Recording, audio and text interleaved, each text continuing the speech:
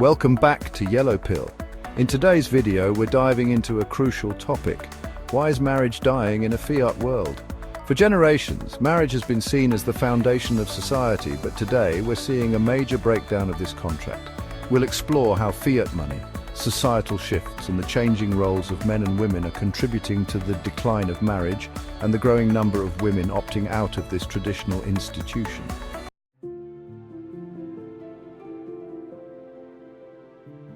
Marriage, at its core, has always been a contract, a social and economic agreement between a man and a woman. Traditionally, this contract worked in a way where both partners benefited from stability, support, and mutual growth. The man provided resources, protection, and status, while the woman nurtured the family, ensured the continuation of the lineage, and often helped maintain the home and community. But as society has evolved, especially under the influence of the fiat monetary system, this contract has started to break down.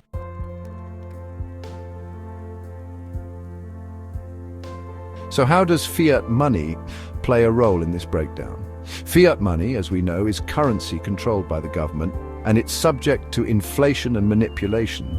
Under a fiat system, the value of money is continuously diluted, leading to economic uncertainty. As fiat money inflates, it destabilizes family structures by disrupting the economic roles of men and women. In the past, men were the breadwinners, but as inflation rises, even high-paying jobs no longer guarantee financial stability, and many men find it harder to provide the security women seek in a marriage. Creating dependency on the state. Government programs such as welfare reduce the financial incentives for women to marry. With access to state resources, women don't need a husband for financial support, undermining the traditional role of the man as the provider. Promoting instant gratification. In a world of easy credit and consumerism, the importance of long-term commitment is diminished. Quick, superficial satisfactions, enabled by the fiat system, replace the patience and long-term investment that marriage requires.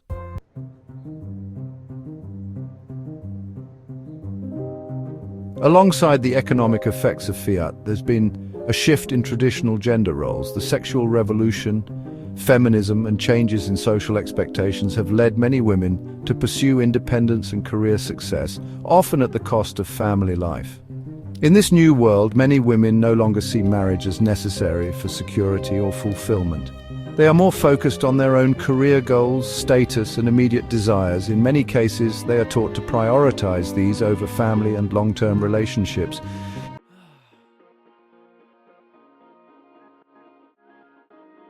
Here's where we see the rise of broken marriage contracts. Women, empowered by their financial independence and cultural shifts, are increasingly willing to abandon marriages that no longer serve their immediate needs. Whether it's due to dissatisfaction, lack of commitment, or the simple fact that they can live without a husband, many women are choosing to break the contract. The consequences, well, they are quite significant. The rise of divorce rates. In many cases, marriage is seen as a temporary arrangement, and divorce is an easy option when things aren't working out. Declining fertility rates. As women delay marriage or opt out of it entirely, we're seeing a drastic decrease in birth rates. In a society where marriage and children are increasingly optional, fewer people are raising families, contributing to a shrinking population in many parts of the world. The rise of single mothers. Women who opt out of marriage often end up as single mothers depending on state support, which further perpetuates the breakdown of the traditional family structure.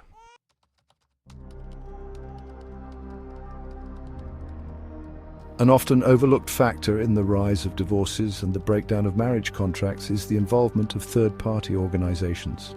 Many industries, including law firms, marriage planners, and even divorce agencies, have a financial incentive in the dissolution of marriages. Law firms, divorce lawyers make money from the breakdown of marriages. They have a vested interest in seeing marriages fail because they profit from legal fees, settlements, and child custody arrangements. Marriage and divorce industry. Organizations that host weddings, sell wedding products, and provide marriage counseling are deeply invested in the idea of marriage. However, when marriages break down, the divorce industry, including legal services, mediators, and even therapists, capitalizes on it by offering services and solutions. Government incentives. With a growing number of social programs, the state has an incentive to encourage single-parent households, as they often become dependent on welfare systems, increasing government control and spending. These third-party interests create a cycle where marriage is no longer a sacred or stable contract between two people, but rather a business model for various entities that benefit from its dissolution.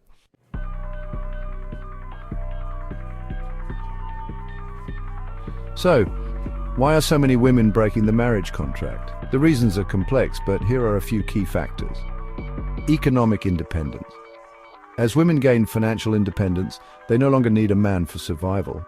The marriage contract becomes more of a personal choice rather than an economic necessity. Cultural shifts. With the rise of feminism, women are encouraged to seek empowerment and fulfillment outside of marriage.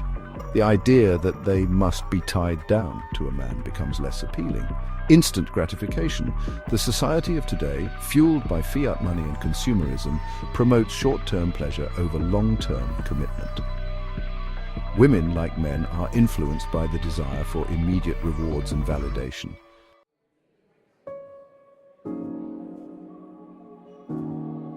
Now, with so many women opting out of marriage or abandoning the contract altogether, we're left to face the broader societal impacts. These include a fractured family structure with fewer traditional families. Children are growing up in less stable environments, which could affect future generations. Economic instability. The breakdown of marriage also contributes to economic instability. Without the stability provided by traditional family structures, there's less economic cooperation and long-term wealth accumulation. Cultural decay. The social contract that marriage once represented is weakening, and we're seeing a broader decay of societal norms and traditions.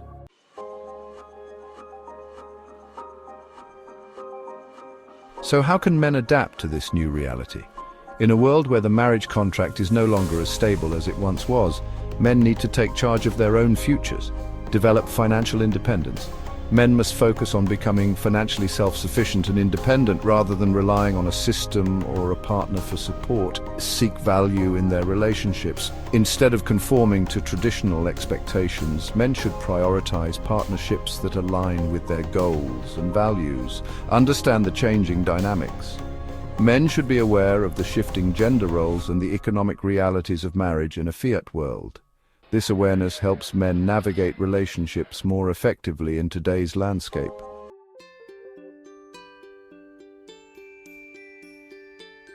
Marriage may be dying in a fiat world, but that doesn't mean the traditional contract is completely irrelevant. Men and women must adapt to the changing social and economic landscape, but we also need to understand the broader implications of the breakdown of marriage. With fiat money fueling instability, the institution of marriage faces greater challenges than ever before. However, by understanding the economics behind it, both men and women can make informed decisions about their futures. Thank you for watching. Don't forget to like, share, and subscribe to Yellow Pill for more insights into how the fiat system is shaping our lives. Drop your thoughts and comments below. What's your take on the future of marriage in a fiat world?